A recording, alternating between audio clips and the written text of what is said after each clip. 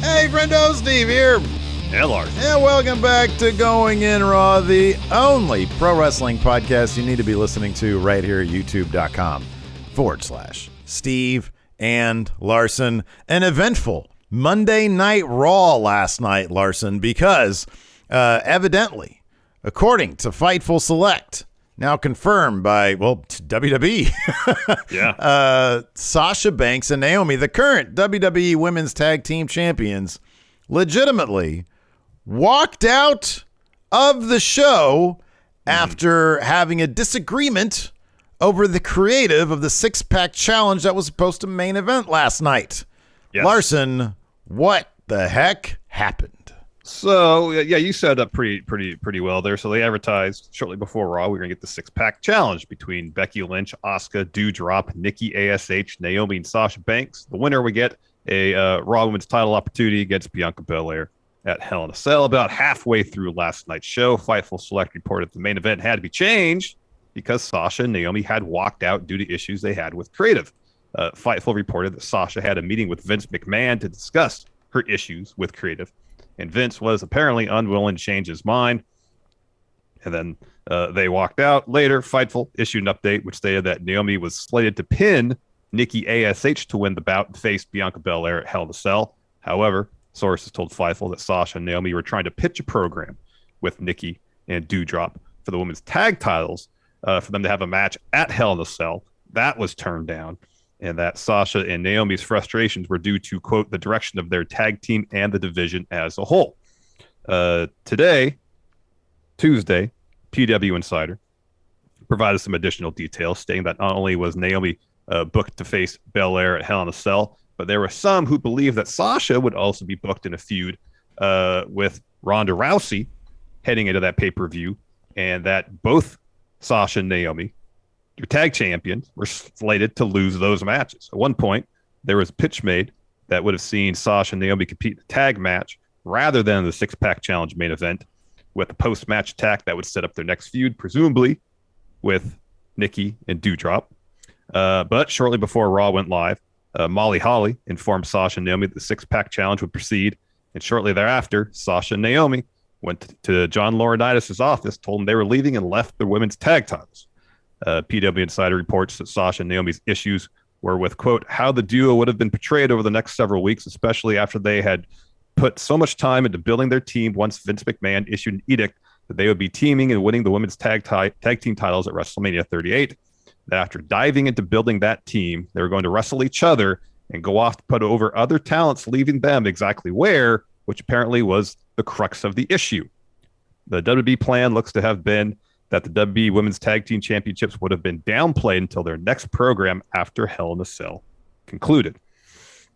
So in a rare move, I can't think of an instance where this happened so soon. Because I believe when Stone Cold walked out, there was a statement that WWE issued like a day or so later where they announced the fine.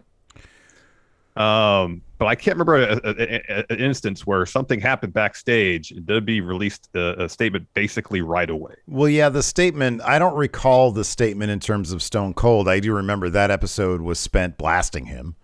Yeah. I mean, Yeah. Rock came out at the end and basically eviscerated him, saying you took your ball and went home. And I think he left a Steve Weiser in the ring. Yeah, left the beer in the ring. Yeah, which was kind of, in a pretty more spectacular than a written statement. I mean, to frame your main event segment around a backstage dispute. Well, I will say that especially towards the tail end of the show, every opportunity that Vince McMahon had seemingly through Corey Graves to blast Sasha and Naomi, they took. We'll get to that in a little bit. So, but during the show, WWE issued a statement about what happened, which read, quote, when Sasha Banks and Naomi arrived at the arena this afternoon, they were informed of their participation in the main event of tonight's Monday Night Raw. During the broadcast, they walked into WWE Head of Talent Relations John Laurinaitis' office with their suitcases in hand, placed their tag team championship belts on his desk, and walked out. They claimed they weren't respected enough as tag team champions, and even though they had 8 hours to rehearse and construct their match, they claimed they were uncomfortable in the ring with two of their opponents, even though they'd have matches with those individuals in the past with no consequence. Monday Night Raw is a scripted live TV show whose characters are expected to perform the requirements of their contract. We regret we were unable to deliver as advertised tonight's main event. So the subtext here, I don't even call it subtext, but claimed they were uncomfortable in the ring with two of their opponents seems and I don't look, here's the thing, I don't believe a fucking word of what WWE would say in this case. No, not at all. Not at all. That would seem to want to frame this as they didn't want to work with two of the people in this match, and then people would have to start guessing, who do they have problems with? Do they not want to work with Doudrop? Do they not want to work with Well, I mean, Asuka? the fact that they said they were uncomfortable in the ring with two of their opponents, even though they'd had matches with those individuals in the past with no consequence. They both wrestled, I'm pretty sure, Becky and Asuka. Mm-hmm. Yeah. Was that right? I'm pretty sure. I mean, for Sasha, yes, 1,000%. I know that's true. Yeah, but I mean, this is the point. Like, this is what we're doing right now. But knowing full damn well that, like, freaking either Vince or John Laurinaitis or some jackass came up with this statement. Dude, what are the odds that Vince was sitting there with his legal pad and his pencil at gorilla position and scribbled something like this up real quick and handed it off to somebody? That could be. That absolutely could be. And it's a bunch of bullshit. And it's petty. And it's one of those things where it's like, you're a publicly traded company. You are supposed to be trying to be the next Marvel or Disney or whatever you are. They don't generally do that stuff. Like, I know when Scarlett Johansson had a legal issue with Marvel, there was like a statement there, but there was like legal stuff going on. Yeah. And it wasn't, they wouldn't. And like, this is just apparently, according to the actual reporting, this is an outright lie. You know what I mean? Yeah. Like, maybe. Yeah. So that's a bunch of carny bullshit. We'll just get that out of the way. It is a bunch of carny bullshit. And another problem is when these reports come out, you're going to have people already kind of dumping on Sasha and Naomi for whatever reason. Mm-hmm. Now, once the statement gets out there, it's going to magnify the situation, and they're going to get a whole new level of crap that they don't deserve. Right. Yeah. Because of statements like this, Mm-hmm. And we don't know what's going on there. It would seem, based on what we know, yes, seemingly since the inception of the women's tag titles, Sasha wants to make those belts seem important and meaningful. Yeah. And barring a handful of examples, Vince McMahon has shown zero indication that he gives one shit about making those belts seem important and meaningful. Yeah, I know. I mean, there was the stretch when Sasha and Bayley had him in the Thunderdome phase, where that scene was a lot of fun. Yeah. And it's disheartening because you see the work. Because of Sasha and Naomi, I had started coming around to, hey, I kind of like the idea philosophically of, we're not going to go the standard route of, even though they should additionally do a women's mid-card title, but they're not going to do that. So instead, we'll have a division where, generally speaking, singles wrestlers will come together to try to do the tag team championships, and they'll be spun off into single storylines when they want to move up to, like, the title or whatever, or outside, the title scene in general. I was coming around to that because I'm like, man, Sasha and Naomi, they're really taking this seriously. And I feel like they can take these to a level. And it felt like they were really trying to do that. Yeah. And then you find out that, like, no, the plans are not for you to elevate these titles and make people care about this division. The plan is, in fact, for those to just be an afterthought so that you can lose. You can have a bit of a high profile and then you can lose at pay-per-view. And hats off to Naomi, who was going to have a match against Bianca Belair at the pay-per-view. And regardless if, it was going to be win or lose, many people probably would have gone in and be like, oh, okay, I'm cool with that. I'm going to lose, but it's a title match and it's on pay-per-view. It's a prominent spot. No, she left because she wanted to stick with the tag team championships and try to make something out of that. And like you said, Sasha has, number one, Sasha has a history of two distinct things. Number one, trying to make the most out of specifically those tag titles. And number two, doing what? Putting younger talent over. Trying to, even though for years people would give her a bad rap in the ring for attitude problems, whatever, she's always trying to put people over, trying to make them look good. Look what she did last year at WrestleMania with Bianca Belair. She took that hair spot. She was like bleeding on the side. You see her outside while Bianca is celebrating, and Sasha can't help but smile because like, look at what we did. Look at what we accomplished. Yep. And Bianca's in there. Sasha has always been putting other people over, trying to elevate everybody with her. Yep. And Naomi's no different. And it's an absolute shame that when they express, hey, we want to make you even more money than we do by elevating these titles, and instead they get told, no, you're going to do things this way. And it's the bottom line is, man, they've got leverage. Naomi is part of the bloodline legitimately. Yes. And Sasha, she could just head to Hollywood right now. Yeah, she could. She doesn't need wrestling. She doesn't need WWE. She doesn't. She could probably get her own spin-off Star Wars series tomorrow. Mm-hmm. She is going to be a massive crossover star. I'll be honest with you, wrestling is probably slumming it for her at this point. Well, here's the thing. Like, if WWE had actually promoted her being on The Mandalorian. Mm-hmm. I know. Yeah. Like, why not? Yeah. Why did they not do that? Yeah. That always boggled my mind. I don't know if they might have mentioned it. I think they mentioned it like once offhandedly, you know. Yeah, no, this is ridiculous. I am glad. Look, I know there's plenty, and this is one of those things where I try to curate my Twitter feed for as long as I'm going to still have it.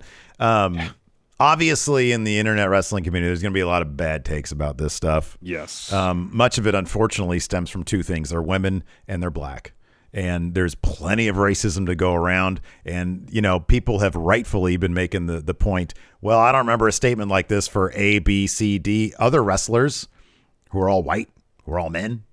You know, when there was that bit with Charlotte and Becky Lynch in the middle of the ring, you know, acting unprofessional, when Charlotte was going off, whatever happened backstage with that, we didn't get a statement about that. Nope. And so there's a statement when Jeff Hardy walked out of the show. Yeah. You can probably count tons of examples where there was a disagreement, people walked out, no statement. The only one I could think of was Stone Cold, and that was 20 years ago, and that was because they fined him. Yeah. You know, like what? Yeah. So the point is there are winning mentions Tony Storm as well. Tony Storm, she walked out. There are a ton of bad faith takes that are just rooted in awful philosophies. And it's all bullshit. It is bullshit. Because bullshit. These people, Sasha and Naomi, they know their value. Mm-hmm. They know that they have more to contribute to this business. And when you're right about something, you stand your ground. And I love that they did this. And I hope that they get just the biggest ovation when they return, because I'm sure they will. I hope so. And yeah, I mean, we'll get rid of something else also. I don't want to hear one question. You think this is work? You think this is work? No, this ain't a work. Nope. Like, this is one, man, you know, I mentioned this in the pre-show. I want to mention it again. Fightful Select really is the gold standard, because Sean is the dude who broke this, and and I don't know. I honestly think it's just, you know, people love to sip on that haterade, man, but people, they give him shit. And why? Because he's successful and he knows his shit and he knows a bunch of people. Yeah. And he does his work and he does a lot of hard work. He's really good at it. And he's really good at what he does. Yep. Of course, that brings out all the bad faith takes as well that you see on the internet by a bunch of jackasses. But shout out to Fightful Select, by the way, for doing great work. If it wasn't for the work of Sean Ross Sapp, we'd have a hell of a time. I mean, honestly, man, at that point, we'd just be Wrestling News Now, man. We just start making some shit up, man. Because what else we can do? What else we can talk about, you know? Yeah, I know. So shout out to Fightful Select. There's a reason why they've got so many subs over on their Patreon. So fightfulselect.com. Go check them out. It's where we get our shit from. The absolute best. Exactly. So yeah, I mean, in terms of where that goes from here is anybody's guess. I mean, Vince McMahon, one thing you can say about him is that if you have a disagreement with him, now, like Mustafa Ali, he sat out for what? I don't know. It was like 6 months. Was it that long? Months. Well, yeah, about 6 months. Yeah. Because I think he last appeared in October. Mm-hmm. Yeah. And he ended up coming back. They're much higher profile. This is a much higher profile situation.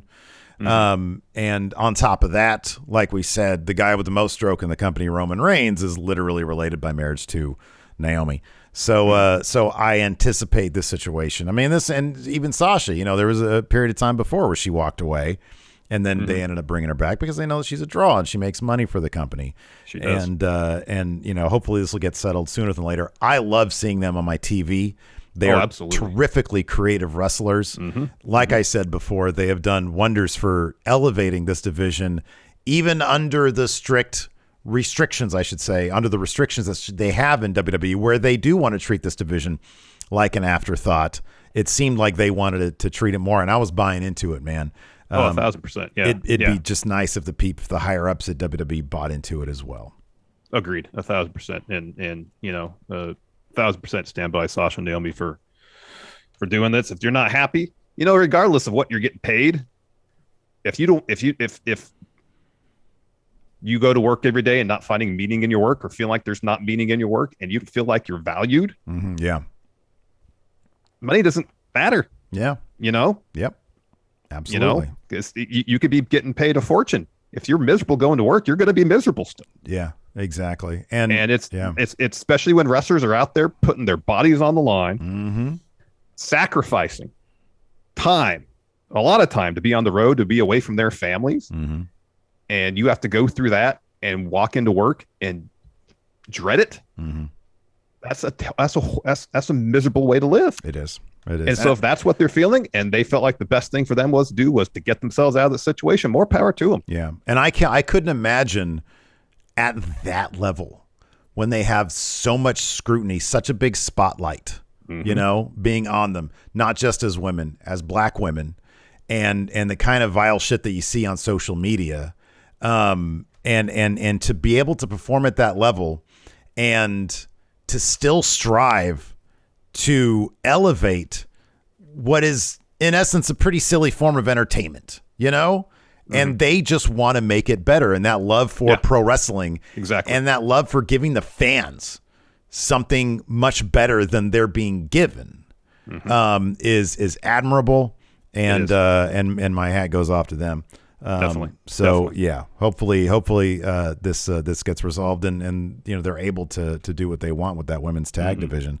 Like, it's honestly, man, it's the kind of thing where it's like, I understand that Vince McMahon still has something to offer for the pro wrestling industry. He's like, is in his millions of years old at this point, but like, bring in some younger minds to why not let Molly Holly run the women's tag division? As opposed to everything having to go through a couple of super old dudes. I know. Who like it could be flourishing. You could be taking these $1 billion deals into $2 billion deals. I know it could. Instead, you got these old dudes who are out of touch. A lot of the time, most of the time, and yeah, it's maddening. It's frustrating. Mayor Planet Houston has it right, man. I want a Molly Holly Island. There we go. Because there's a lot of criticizing WWE, but when things are clicking, it could be pretty solid. It could be good wrestling. And you see the ingredients there for it to be way better. Roster, never been better. Yeah. The amount of creativity on the roster. The amount of talent on the roster, never been better. Right, yeah. Never been better. Yeah. And the creative minds on the roster itself. Yeah, that's what I mentioned. Yeah. They got rid of Bray Wyatt, one of the most creative dudes in the industry. Yeah. Dark Dank Lucha here in the chat has the right moral of the story. Know your worth and own it to the fullest. Look, man, we all like wrestling. We like WWE, but Vince ain't going to be your best friend. Nope. You don't have to defend every damn decision he makes. Nope. Hold their feet to the fire. Make them make the product better. And that's what Sasha and Naomi are trying to do. That's what we should be doing as fans. We do the same shit with AEW. Not enough women's matches in AEW. I love AEW. Think they do a lot of good things over there. Far from perfect, though. Far from perfect. Anyways, man, let's go ahead and pay some bills of our own. Sure. Let's take a quick break here and get a word from our sponsor, BetterHelp Online Therapy. Steve? Yes. Life can sometimes feel overwhelming, and it's easy to feel burned out without realizing it. There have been times where I felt unmotivated, detached, fatigued, and wondered why, then came to the conclusion, you know what? I think I'm burned out. Ooh, yeah, man. Usually burnout is associated with work, but any of our roles in life can lead to burnout, and BetterHelp Online Therapy wants to remind you to prioritize yourself. Talking to someone can help you figure out what's causing the stress in your life. Yeah, I've been there before. I've gone through the process of trying to find a therapist. I tell you that it's not easy to find the right person to talk to. But BetterHelp is customized online therapy that offers video, phone, and even live chat sessions with your therapist, so you don't have to see anyone on camera if you don't want to. And it's much more affordable than in-person therapy. You can be matched with a therapist in under 48 hours. So if you're feeling overwhelmed by the stress in your life, give BetterHelp a try. This podcast is sponsored by BetterHelp, and Going In Raw listeners get 10% off their first month at betterhelp.com/raw. That's BetterHelp.com/raw. Let's talk about Monday Night Raw. There was only one preview yesterday. It was the cage match situation. I'll be honest, I was worried that match wasn't going to happen when the show kicked off. Why? Why do you say that? So to kick off the show, they had extended video package for Amos and Lashley. Yeah. They had Amos come to the ring. MVP talked for 5 minutes. Yeah. And then you had when Lashley comes out, you had Cedric attack him. You had Amos attack, and I was like, "Oh, are they really going to advertise this match?" Yeah. And they just cancel it. Like the cage is there, and they just cancel the match. I know. Like Lashley goes in the ring, and I thought when Amos took that first step towards it, MVP's be like, no, the time's not right. Yeah. I was fully expecting that to happen. Yeah, right. Yeah. Yeah, it did happen. They did the goofy thing where like Bobby Lashley, I don't know. It's so silly whenever a match ends with I guess sort of a caveat, it's like, well, yeah, he won, but he really should have lost. He got thrown into a cage wall. So when Amos throws Lashley through the cage, and then Lashley is rightly selling being thrown through the cage, and so he's on that panel of the cage selling, getting thrown through it, and then it just felt weird that Amos just stood there. He stood there and was like looking menacing, and then Bobby Lashley, it's like he woke up from a nap, was like, all right, I'm gonna go to the kitchen real quick, and they're like, hey, you won the match. Oh, cool, because both of his feet are on the ground. But it felt like in that time that Lashley was selling, Amos should have made some move to realize, oh, I need to act with urgency because Lashley could easily roll off this piece of cage and win. Make some effort to go through the door, leap through that hole you just made or something. It's when wrestlers act like dullards. It's when they get distracted, they get tunnel vision. There are several tropes about wrestlers, like with matches, that I really wish would be re-examined in the year 2022, because that's one of them. It's like you're just standing there, not thinking to yourself, how do you win this match? Let's look at the history of WWE. Somebody here mentions Umaga and Lashley did the same finish back in 2007. In MVP's promo before the match, he explained the darn rules of the match. Yeah, right. Yeah, feet on the floor, you win the match. Yeah, he explained it. Yeah, it's silly. It's a good concert crap here in chat says it's called experiencing good ring awareness that Lashley won. And Moss doesn't know the rules of a cage match. MVP just explained. That's just called not paying attention. He just explained. And it's like you're in the WWE. Have you not watched a cage match? You know how these things work. Here's the thing. This is just, I'm sure someone said, okay, this is what's going to be the finish. You're going to throw Lashley through the cage, and you're going to stay in the cage and wait for Lashley to get up. And I guess they were like, all right, fine. But how does that make any sense? No, you're right. That's why you need, and I don't know, we've heard that MVP had been somewhat involved, or at least had a say in some of the creative one, like the Hurt Business. Mm-hmm. Who knows if he had anything to do with this match? I have no idea. Yeah. But you would think somebody would say, and I imagine they do. It would not shock me if MVP was like, okay, shouldn't Amos make a move on him or something like that? Shouldn't maybe there be a situation? Even this. Lashley gets thrown through the cage. He's on the cage wall, standing there. He looks at Amos. Amos looks at him, looks at the floor, makes a move, and then Lashley darts to the floor. Where Amos is like, oh shit, I fucked up. Get out of there, Lashley. Yeah, but no, it was like Lashley sitting there sleeping. Amos is like, he's like in 2K22 when somebody just stands there and does nothing. Yeah. Yep. Yep. It's silly stuff. Otherwise, I'll be honest with you. Aside from scrolling and looking at the Sasha Naomi stuff, I thought besides one hilariously bad segment, Raw was actually pretty fun. And I'll be honest. Segment? Oh, Judgment Day. Oh yeah. It gets worse every week. How does it get worse every week? Usually they do something and it's like, oh, this isn't working. Let's tweak it and make it better. They're so corny. As much as when this started, I was like, oh, Edge, if they ever split off that WWE title from Roman and have like a tournament or something, I could see Edge. Not anymore. No. They are so close. They're like so close to being 24/7 division material, dude. Yeah, they're like a comedy act now. Their promos are so corny. I texted you this last night. As soon as Damian Priest started talking, Lacey walked in the room and I was like, this is so embarrassing that I'm watching this. And so I fast forward and because I think after this was Cody and she sat down when Cody was on, I was like, this is so good. Like Cody's promo was so good last night. It was good. It was in stark contrast to the Judgment Day promo where they spent 10 minutes saying, hey, join us. Oh, and that was pretty much it. It was awful. It's like if there's taking the scenic route and there's like doing the entire coastal drive of the United States to get to your destination, you know? Yeah. It's crazy. The detours they take to pretty much just say, in this instance, join us. Yeah. You'll be better. Yeah.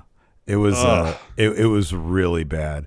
But otherwise everything else I thought was pretty fun about the show. I mean, I thought we were going to get a bit of a repeat with Mustafa Ali even.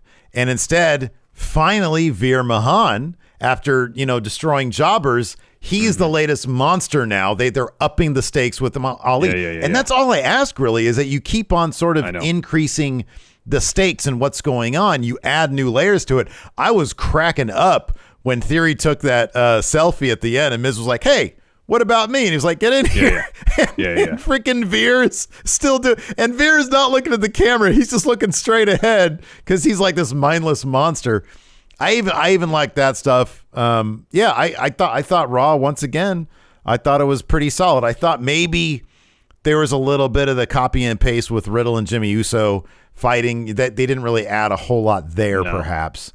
No. But Riddle's such a good wrestler that I can watch him. Yeah, the match was still really good. But the match was good. It was kind of, hey, let's go back to what we did 3 weeks ago, just to kind of remind people, hey, this is still this is happening. Yeah. I like the Kevin Owens stuff with Ezekiel is hilarious. I love. You read the thing. DNA was contaminated by Otis's. I love barbecue they sauce, still reference Otis's. The love. The barbecue version of Otis that we used to have. Kevin Owens is so damn good on commentary. He's and fantastic. It's little things. Anytime anyone said the name Ezekiel at commentary, he would just say it, whether it be loud or whether be under his breath, Elias. Elias. And I love the bit where he's like, show the graphic again, where he's put Elias under there. Do it again. And they throw it up again and it says Ezekiel. So, no, not that one. It said Ezekiel. Yeah, that was really, really good. And then I'll be honest, Rob Zerver, he made this point on Twitter. It's a really sound one, and I wanted to echo it. But having been thrown a new scenario, Asuka and Becky, my God, their chemistry in the ring. So good. You'd have thought this match, and it was only 10 minutes, 7 minutes. Yeah, it wasn't long, but it was really good. What we got was awesome. They are so fantastic, and I thought the finish with the mist, I thought was awesome. And Becky eating that loss, it doesn't hurt her at all because she got the mist in the face, and her decline continues. Her descent into her crisis of confidence continues. Yes. Yeah, her rock bottom. I thought that was good. So yeah, I thought Raw was pretty decent last night, man. Yeah, there was a lot to be happy with. Let's jump right into it. Opened up with, mentioned it. We had this extended video package about the Amos Lashley feud. Cage is set up. That's kicking off the show. So Amos and MVP come to the ring first, and MVP drops a promo where he pretty much just goes over the same kind of territory. Hey, Lashley hogged all the Mania spotlight for himself. I made the Almighty, and he explains the rules of a cage match. And then so Lashley makes his entrance. He's attacked by Cedric from behind. Amos comes out of the cage to join in. Eventually, that's broken up by refs and producers. Lashley gets in the cage. Raw rolls on. Again, at this point, I expected this match to not happen. It did. Yeah. No, it did. It did actually happen. It did. At one point, so MVP obviously is getting involved. There's no DQ situation. He's hitting Lashley with his cane. At one point, he reaches through the cage and starts slapping Lashley around a little bit. Lashley grabs him by the hand, yanks him in the cage, hits Amos with a spear, gets a 2 count there. Eventually, like Cedric tries to get involved while Lashley's trying to climb out. He tosses Cedric off the top. He took a big bump, yeah. Off the top of the cage right into the ring. And then, at the finish, Amos throws Lashley through the cage. The whole panel just collapses over and is leaning against the floor. So Lashley, really all he has to do is roll and take a step, and he wins. Yeah. And he's selling the effect of being thrown through a cage, as he should. Yeah. Amos does nothing, and eventually Lashley gets off the cage panel, gets the win, and then they're trying to act like there's some confusion, and so they have Danilo, the ref, go to the timekeeper and say he escaped the cage. Doesn't matter if it's the door or the top or through the cage, he wins. Yeah, it should. The more we talk about it, the more it's like, man, you could have added so much if like you have that, because their TV, for as much flack as Kevin Dunn gets for all the zooms and stuff, the way they frame story beats is actually pretty good. He's pretty good at that. It's an underrated aspect of pro wrestling. AEW oftentimes miss this stuff. Kevin Dunn's pretty good at it. And you could have had a moment where MVP realizes, even if Amos doesn't, MVP should. I know. And he tries to get Amos's attention. Hey, grab him. Out of there. And Amos could be like, wait, what are you talking about? It's the floor's right there. You could have had that moment, and the crowd, that might have picked the crowd up too, but then Lashley gets out, and then they all make, the whole end is lacked urgency. Yeah, exactly. Yeah. Once you see Lashley go through the cage and say, oh, he's 18 inches from foot hitting the floor. All right, he's going to win. Yeah. And that's the whole thing about the whole idea of having someone escape the cage is to build the urgency of that moment. You're exactly right. Are they going to be able to incapacitate their opponent enough that they can literally just walk out of the ring? Yeah. Or in this case, roll off a piece of cage. Yeah. After that, we had Theory versus Mustafa Ali, or so we thought it was going to be. So Theory calls for a mic, and he's like, "Hey, you know what, man? I'm sorry." He says, "I can't figure out why you think this match is going to happen." He says, "I can't go through with it unless there's somebody, a referee who could be trusted 100% to call it right down the middle." So I got Vince to approve a special guest referee, and once again, it's The Miz. He says, but something just doesn't seem right here. He says, you know what? I'm Vince McMahon's protege. It doesn't make sense for you to lose and still get a match with the champ. He says, so I'm going to help you out. I'm going to give you the same lesson I learned from Vince. Expect the unexpected. But I'm going to give you a chance to prove your championship material. So instead of me, tonight your opponent is Veer Mahan. And then we get Mustafa Ali versus Veer Mahan. He puts up a good fight. Obviously the best fight that Veer's probably had at this point, because Veer hasn't really faced anybody. But in the end, because of the shenanigans of The Miz and of Theory, he finds himself in getting hit with a killer $1 million arm clothesline and then a cervical clutch. This is after some arguments here with Ali and The Miz. Yeah, Miz pie face. He does, and he's about to smack Miz after Miz, I forget what happens, but Veer cuts him off with that big clothesline. So then he puts it back on, so Theory, because Ali taps out, and he puts it back on so Theory can get a selfie. Miz gets into the selfie. It's a pretty funny moment. Veer clears off the announce table, and because they're like, hey, go, do the table. Put him to the table, yeah. And then Ray and Dom come to the ring and make the save for Mustafa Ali. So I imagine we're going to get 6-man action next week. Certainly looks that way. Then we're backstage. Becky Lynch runs up to Adam Pearce, and she's talking about, frantically, main event's not going to happen. It can't happen. We go to commercial. We come back, and she says, I just saw Naomi and Sasha leave the building. Apparently, according to Fightful, they had to kind of scramble to shoot some backstage segments to motivate the main event.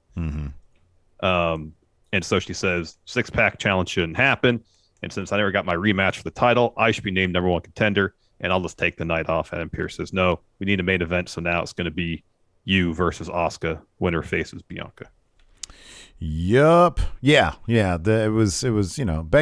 Becky's so good on her feet. Like this came off pretty legitimate. I wonder if it's like a weird situation for her. It's like, ooh. Anyways, after that we had Riddle versus Jimmy Uso. Of course, it's to hype up the tag title unification match coming up on Friday. Of course, in this case, Randy said Randy had a family thing he had booked or something like that. They had some reason why Randy wasn't there today. So it was pretty much Riddle fighting both Usos here. Mm-hmm. Yeah, exactly. Yeah. Riddle ends up getting the win with the backwoods. But of course, after so he fought Jimmy, and so Jay. Yeah, there's all sorts of shit going on the outside. Jay gets tossed from ringside because the ref sees him help Jimmy try to get a roll. Yeah, he did that thing again with the foot. On the rope. He was like, "It's finally a ref catches this." The ref's never caught. It's like a whole ass man just holding this dude's foot, and the ref never caught except for this time. He's like, "Look, what are you doing?" It was a really funny exchange between. I think it was Jack Daddy was the ref in this case, or Spider, I think his name is, and Jay, and he tosses Jay. And then Riddle hits it backwoods for the win here, and then gets out of the ring to avoid an attack from Jay. Yep.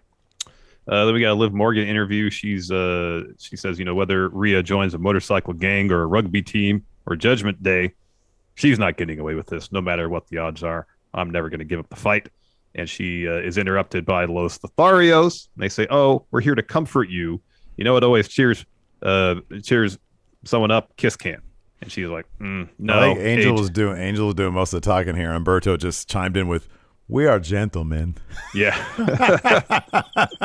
Angel's the talker, and Umberto just, "We are gentlemen." So AJ and Finn step in, tells Lotharios to leave. AJ says, "We got an offer for you.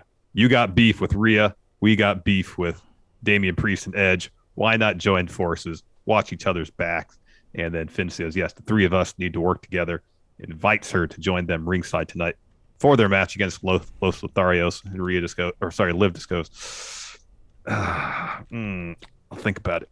It's like Damian Priest with that donut. What is the deal here? You just join. These are the two first leaders of Bullet Club, man. You know that they're nothing but success. You join in. Give them the too sweet. Too sweet. Well, that does happen.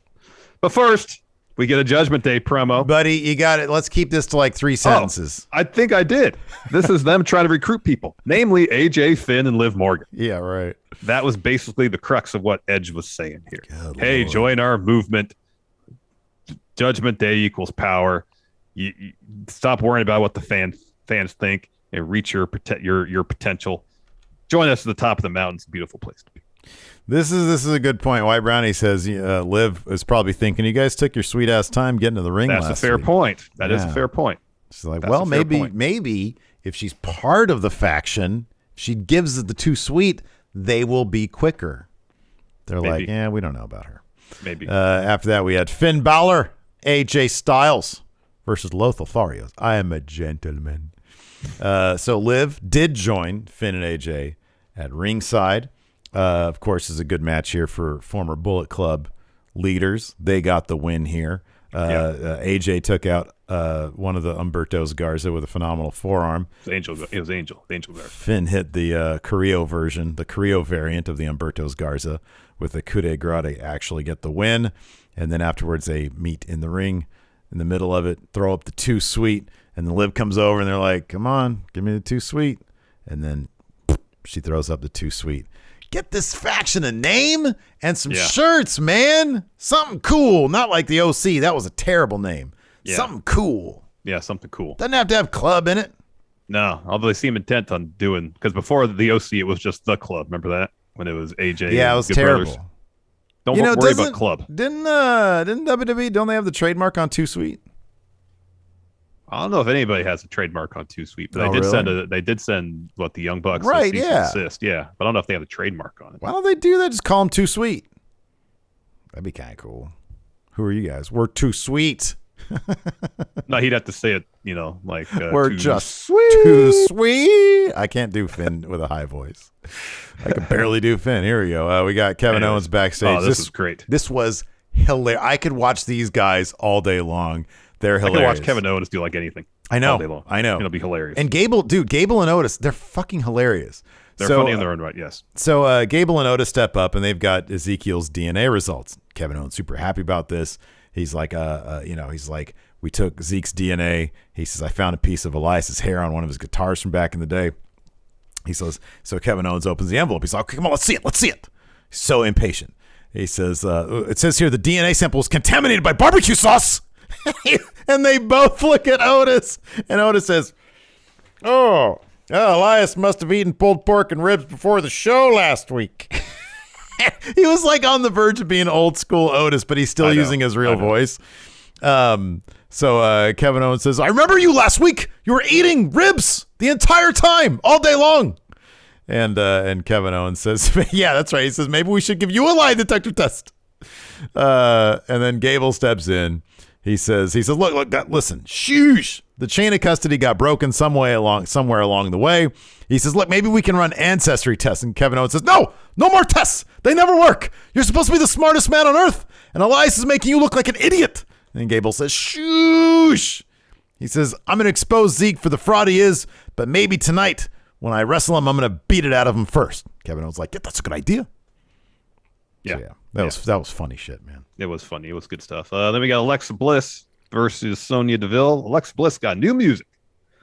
Yeah, what'd you think about this? It's got lyrics. It's not the dubstep theme. It's not the mashup of when she was doing the Alexa's Playground stuff. It's fine. It's all right. What is it, like Shut Up and Sit Down or something like that? It was the lyrics were something like that. Maybe somebody in chat knows. You know what, man? You know me. I like effort. Mm-hmm. It's got lyrics. It doesn't sound generic. I'm good. That's all I ask for. You know, is it a banger? I don't know. I'd have to listen to it a couple more times to really tell. Yeah. But it's got lyrics and it doesn't sound generic. So I think that's good. Character-wise, it's still clear they have no idea. That's what I was going to say. As soon as Alexa walks out and I feel bad for her, it's obvious creative has no idea what they're doing with her character now. And therefore, it's like, who is Alexa Bliss? Commentary made one mention of the therapy things. But otherwise, it seems, pretty clear that she's out there without any real direction at this point. Yeah. I mean, it could be the kind of thing where they're like, hey, listen, people love you too much and now I know we're going to get the weird Alexa Bliss stan accounts with the little icons and stuff in our comments on YouTube. Saying they should have done more. She should have been fighting for the title. She should have all the titles, all that weird shit. But yeah, they're probably just like, hey, look, you know what? You got a new theme song that makes it seem like you might have direction. You just go out there with Lily because maybe we're going to do something with her. And, but we're probably not, but still it sells merchandise. It probably sells a ton. Exactly. So just go out there and then we'll figure out a story for you at some point. Could be. She gets another win over Sonya Deville here. A more competitive match than their one they had last week. In the end, results the same. Alexa hits that right hand and then a DDT to get the win. And then Sonya, after she sells the finish, gets up, argues with the ref, slaps him. Oh, he sold the shit out of that too. And problem is, she's not a WWE official anymore. She can't be doing that. Yeah, she really can't be doing that. I mean, she shouldn't have been able to when she was a WWE official. No, she should, but at least she would say, "Well, I'm WWE official." Right. Now exactly, she can't say that. Yeah. After that, we had a very sweaty, but man, so the Cody Rhodes countdown was finally up. I was very excited about that countdown because it let me know, Cody fan for a long time now, exactly when Cody was going to happen. Even if you missed the rest of Raw, you knew that Cody Rhodes was going to be there at the top of the third hour. Right, exactly. And I know when Cody happens. You would set every alarm and timer in your house to make sure you wouldn't miss it. Now, at this point, I was actually playing some My GM with the Enforcer. It was our final episode because in 2 weeks, Steve W starts. So, in fact, you did miss it live. I did miss it live. But had I wanted to watch it live, I knew that I could have. And I knew what time it would have been. No, I waited till later when everybody was asleep except for Lacey. She came out to watch this Cody Rhodes promo with me. She didn't acknowledge it at all, but I feel like if she was around for the Judgment Day one, or if I played it in front of her, she would have criticized me. She would have mocked me. Thank you. Yeah. Yes. She would have unmanned me. Anyways, Cody said, I've been told that Seth isn't here tonight, and although he is surrounded by, I'm surrounded by lovers in Virginia and the millions watching at home. Lovers? He said lovers? There's like a T-shirt. Virginia is for lovers. Oh, okay. There you go. He's referencing that. I don't know if there's a slogan that exists beyond the T-shirt, but I've seen the shirt before. Okay. Thank you for that context. He says, I hope Seth is listening. He says, last week, I tried to move forward, and Seth went and dumped gasoline on the flame and then said that I would never take anything from him ever again. He says, what was it that I took from Seth? It's not I diluted his legacy or crossed a line. The biggest threat to Seth is probably himself. He's trapped in a purgatory of his own design and intent on pulling me into it. He says, now let's flash back to 2012. Seth shows up in WWE. He says, and I was one of the bitter boys in the locker room. Within years, he had won tag gold, won WWE title, and for skeptics like myself, he proved that there was a glass ceiling. He says, Seth won his way to the top. He smashed through that. He says, my story is a little different. I didn't win. I lost. And I scratched and I clawed. And I painted my face with a smile. He said, looking up at the lights most nights, but the thing is, I endured. He says, you learn so much from loss, how to reinvent yourself. Learn the difference between a revolutionary interview and a revolutionary actions. And the number one thing I learned is that I'm never going to be the American dream. So why not embrace the nightmare? That got a big pop. Yes, Larson. Hold on. Mondo Magic here can confirm that Virginia is for lovers is the slogan, state slogan. Okay. Now that you mentioned, okay, that sounds right. He says, he continues.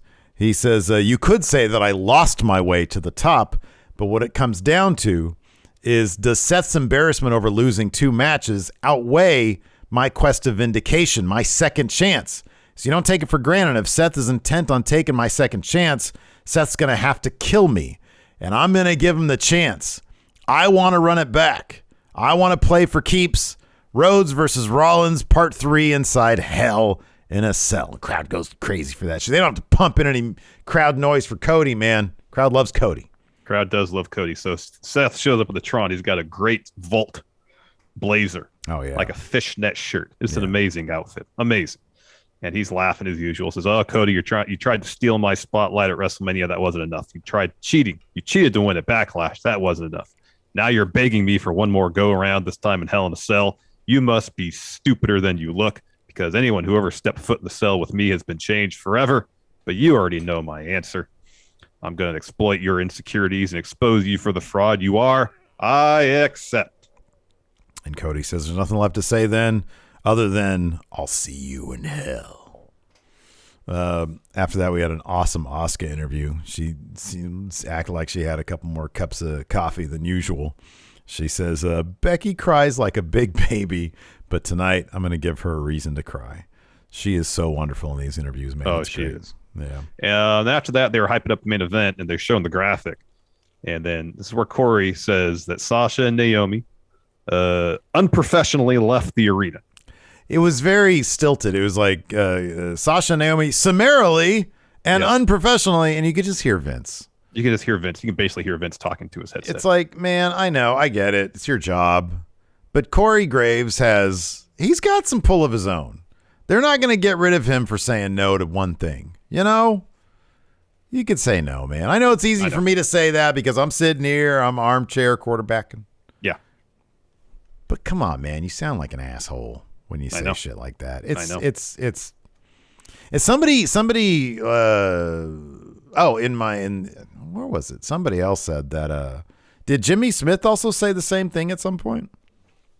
I was listening for because I heard somebody say that. Earlier on, Corey, I thought, made some reference to professionalism in this regard as well. Another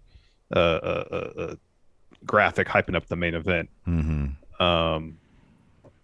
But it wasn't as pointed as this one. Yeah. But I don't remember Jimmy saying anything, but I could be wrong. Yeah.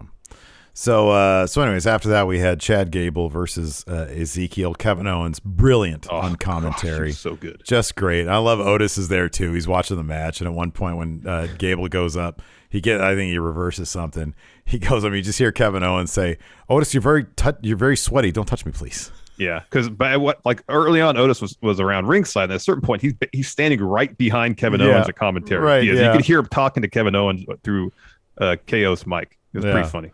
It's pretty great. These guys are great. So anyways, Ezekiel wins this with a roll up for the win. Otis at one point had gotten on the apron. Zeke kneed him off. Gable tried to get the roll up, and then he reversed that into a backwoods for the win. Mm-hmm. Yeah, it was a fun match. Then we got R-Truth and Tamina. They're backstage looking for Akira Tozawa. They walk up to, I believe, was a garbage can. And Truth says, to catch Tozawa, you got to think like him. So he takes the divorce papers, dumps in the garbage can, and a couple seconds later, Tozawa pops up. He's upset at Tamina. Mm-hmm. So Dana Brooke steps in. She says, hey, Truth, thank you for serving the divorce papers to Reggie. And Truth says, I'm happy to have started and ended your marriage. Now it's time to talk compensation. I want the 24/7 title back. And so Dana pushes him. She runs off. She runs into Carmella. And Carmella tells Dana, you're a sorry excuse for a competitor and a wife. And I like Dana. I'm a real champ. And Dana says, the last time you were relevant was when the chinless guy was still here. Ooh, Ellsworth reference. Yeah. And then Truth runs in. He sees Carmella. Is like, oh, happy you're back. Yeah, get on my back. Yeah. And he says, I want your help getting the 24/7 title back. And she says, I'll help you when the time is right. But when we do that, I want Dana. Yeah. Yeah. I like the little reference. I liked when Carmella was with R-Truth. They were having fun. Yeah, that was fun. After that, okay, dude. So this is so confusing. So Lacey Evans, who's now on Raw, she comes out to drop a promo. And it's a very baby. She almost cried during this thing. She was thanking, I'm not going to go through this whole thing, but she's like thanking everybody for their service. There's some service people there. It's the most babyface promo you can cut. And yet, that shit on SmackDown was totally meant for a heel. I don't get it. What is going on? I don't get it. Yeah, she talked about how much she admires and respects members of the armed forces. Mm-hmm. And she says, find the courage to fight is hard. Find the courage to change your circumstances is hard, but you got what it takes to do it. It was very inspiring stuff. She was trying to inspire people here. Yes. She says, I'm thankful to be on Raw and not only show the W Universe they have what it takes to beat the cycle, but also show her two girls they can do it too. Right. That they have what it takes inside. That they have what it takes to wake up, work, and win. Mm-hmm. And then she does the catchphrase she's been doing. I may not be better than the other WWE superstars back, but they damn sure are no better than me. Right. Yeah. So I don't know what to make of all that, man. I don't know what's going on. I don't know. It's weird. Anyways, after that, this was funny because they did this weird, and I liked how it was filmed. It was like in a really super smoky room, and Riddle is approaching from like kind of far off, and he's walking through the door. I couldn't hear word one of like the first, 10 seconds of what he had to say. Hear any of it. The same thing with the Usos thing that was after it. Yeah. The music was too loud. Randy, and I'm going to take out the Usos when we do tag title. I was like, what did you say? How did you start this thing up? What's going on right now? Yeah, I had no idea. The last thing he said was nothing's going to stop him and Randy from going to SmackDown unifying the tag titles. But at least with the Riddle one, it made sense because he was walking towards camera, and then they didn't mic him appropriately to get his audio the whole way. So you only really heard anything by the time he walked up the camera. With the Usos, they were just standing there. They just had their music. The Usos' music too loud when they started. Yeah, right. Yeah. And so Jimmy says that Riddle got lucky earlier. That luck's running out on Friday. Because it's going to be one undone on SmackDown. Bloodline's going to have all the gold. Is there some sort of filmmaking theory that could explain this, perhace? Vince saw Dogma, right? Well, yeah, I guess. I don't know. The Dogma 95 thing? Are they using... We always talk about the Dogma 95. No, because Riddle, that wouldn't work because there was artificial light there. Yeah, right. I know. That's what I'm saying. I'm trying. Is there something else like where like the dialogue should be obscured? Is there some sort for like a period of time? I'm trying to think. I know Orson Welles did overlapping dialogue. Yeah.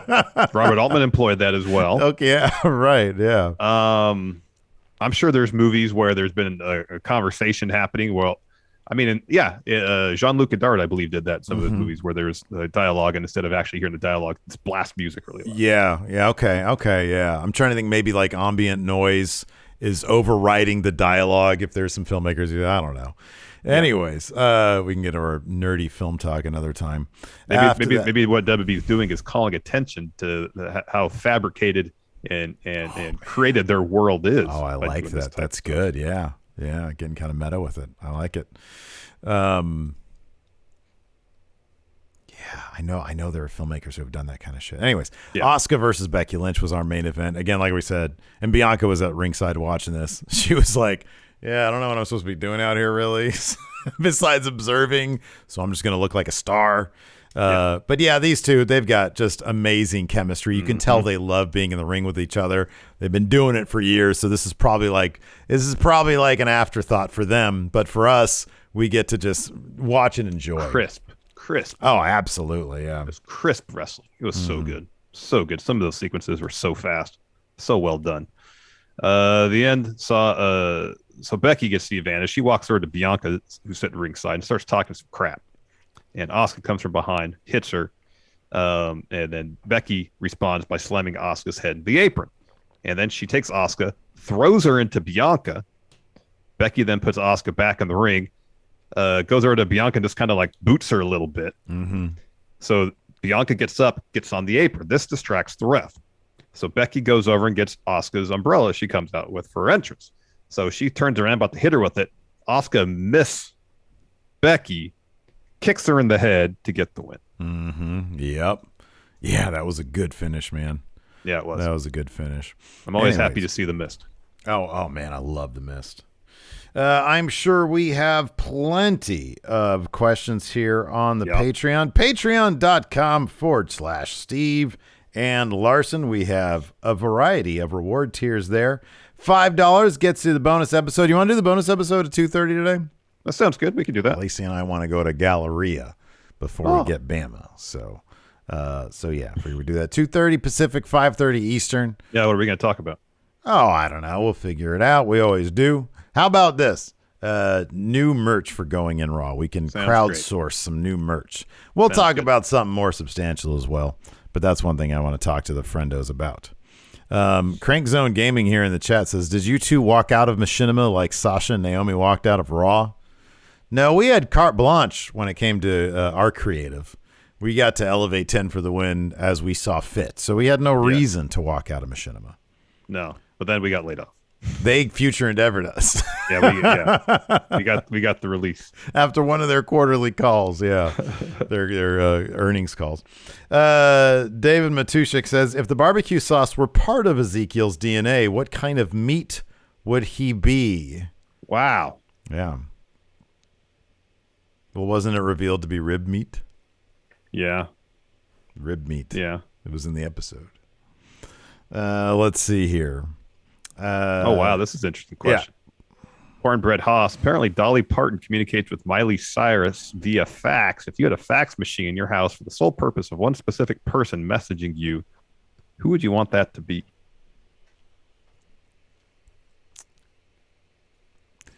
Like my grandpa, if he was still alive. He was very much a gadget guy. Oh. Yeah, like he had his own little home office that was fascinating because he was, like a guy he was old even in the 80s. He was probably in the 60s or whatever, and he had all sorts. It was like the back room. What I imagine like the back room of a Radio Shack would look like, just all sorts of weird shit. But then he had also he was a big fan of bolo ties, so he had those hanging up everywhere as well. Yeah. But he had probably fax machines and all sorts of weird shit. Oh, yeah. So, yeah, my grandpa was alive. My grandpa. He would always give me, weird shit for, Christmas, clock radios with flashlights on it. It's like, oh, what am I going to do with this? But it's cool. Yeah. It is cool. Maybe he made them. He didn't. Oh, but, maybe he could tinker with them. I don't know. I don't even know how adept he was at actually tinkering with gadgets. Be cool if you made a time machine. Cameron Bartolazzo said, this Ezekiel Elias storyline is great, but it'd be so much better on SmackDown just to hear Pat's reaction. I agree with that. Mm-hmm. That's a good point. Yeah, Pat McAfee point. could add a lot to that story. He could. Mayor Planet Houston says Larson should get faxes from Sid.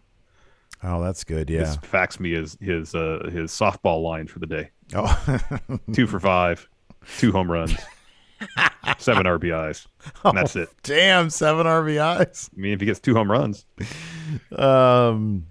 Let's see here. White Brownie, does Becky get involved with Asuka versus Bianca, and do we get that triple threat at Money in the Bank? Yeah, I wouldn't be surprised that happens. Josh Field says, if they don't wind up being released, do you think we'll start to see more talent going this route? Or do you think this is limited to somebody like Sasha, who has a little bit more leverage with her acting opportunities? I wonder if, wrestlers can communicate more directly these days with their fans via social media, obviously. Mm-hmm. That immediately, I think, gives them a little bit more leverage. I mean, we saw it with Mustafa Ali, a guy who obviously big on principles, and he was like, "No, I'm not going to do this. I'm walking out."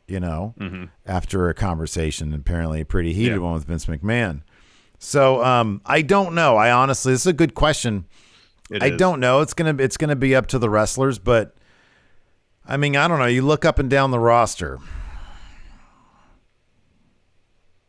I mean, if a guy like Gable all of a sudden wasn't happy with his creative, could you see him walking away? I don't know. You could make the case that regardless of where they are on the roster, they do have leverage because there's more places to go and wrestle now. It's a matter of like, what is their contract status like? How much more time do they have on it? Exactly. But if they're not happy and they think, well, I got 3 more months on my deal here, I'll sit this out because I can go wrestle for Impact or AEW or GCW or wherever. There are a lot more places now, and you can more directly, monetize your, I hate saying this, but your brand as a wrestler. 100%. I agree. Yeah. Yeah. They do have more leverage. Mm-hmm. Let's see here. Nick Kyle, this is a great question. It says, which of these wrestling tropes do you find the most annoying? There's only 2 of them here. Oh. Attempting a crossbody and always getting caught when facing larger wrestlers. That always happens. Or a special guest heel referee screwing over baby faces way too much and management does nothing about them. Yeah, why would management continue to let Miz? Exactly. It doesn't make any sense. It makes sense if you're the smaller competitor, you're going for the crossbody, the large competitor catches. That makes sense. As the smaller competitor, you just shouldn't do that. But yeah, you shouldn't do that. The one that you're trying a wrestling move that's in your repertoire. Yeah. The other one is just like it's like Kafka-esque thing. Like, why is Vince McMahon letting this happen? I get that he's theories or Pierce. Yeah, he's there. Yeah. Alex Foster, man, this is going to be a hard no, I think, from both of us. Says, hypothetically, if Raw ever did go back to being 2 hours, could you see any disadvantages from a viewing or creative experience? I mean, I can try to come up with something. Now, the only... Less people being featured. That's what I was going to say. You get the extra hour. Now, if you use your 2 hours wisely and efficiently, not a problem. Yeah. Because I feel like there is, even on a good episode of Raw, a lot of filler. You'd have to maintain a break. I mean, honestly, you'd have to maintain a breakneck pace the way AEW does. And even AEW's roster, they get, like Keith Lee and Strickland are on like freaking, I think they got like a Dark and Elevation match. Like, they're not really featured as much as I'd like to see them because I really like them. Yeah, I do too. But yeah, totally. I mean, you look back at the Attitude Era Raws, like most matches were 5-7 minutes, or if not shorter. Yeah, I know. Yeah. They try to jam as much as they could in that 2 hours as possible. Yeah. Let's see here. Lord Ziffer says, was speaking with a friend about how cool it would be to see Finn and AJ win the tag titles. He says, before remembering AJ just won the tag titles last year, is there a recent title run that you just completely forgot about? Yeah, probably a lot of them because my memory sucks. My memory's awful. It's trash. I mean, he's asking us if remembering something we forgot. It's a good question. It's a difficult one because we'd have to remember it. Yeah, that's not her strong suit. Right. Remember. Let's see here. Xavier Gray says, do you see Liv Morgan being demoted to being AJ and Finn Balor's valet? No, I kind of like this. I think it gives her something to do. She has a feud with Rhea Ripley. I think this gives her something to do. Yeah, I think so too. Blake Whitehouse, what does Austin Theory need to do to reach that next level? Creatively speaking, he needs to stop being the selfie guy. It's like literally all he is a selfie guy. I know. I mean, I know he's Vince McMahon. He's also Vince McMahon's protege, but like primarily everything he does is motivated. Like he just wants to do a selfie. I know. Yeah. I know. It's pretty, from a character standpoint, it's pretty thin. Mm-hmm. Exactly. Anyways, that's going to do it for us today. Thanks everybody for tuning in. We appreciate it. Tonight, more Steve Thunder at MF Steve here on the Twitch tonight. And then tomorrow we'll be back with our NXT review. Thanks everybody for tuning in. Until next time, we'll talk to you later. Goodbye. Hey, what's up, everybody? This is Stone Cold Steve Austin impersonator Phil McDonald here to tell you to go support Going In Raw and Friendo Club at patreon.com/Steven Larson. They got bonus episodes, ad-free audio, a weekly newsletter rounding up the weekend wrestling news, and a bunch more. Patreon.com/Steven Larson. Go support or get hit with a stunner.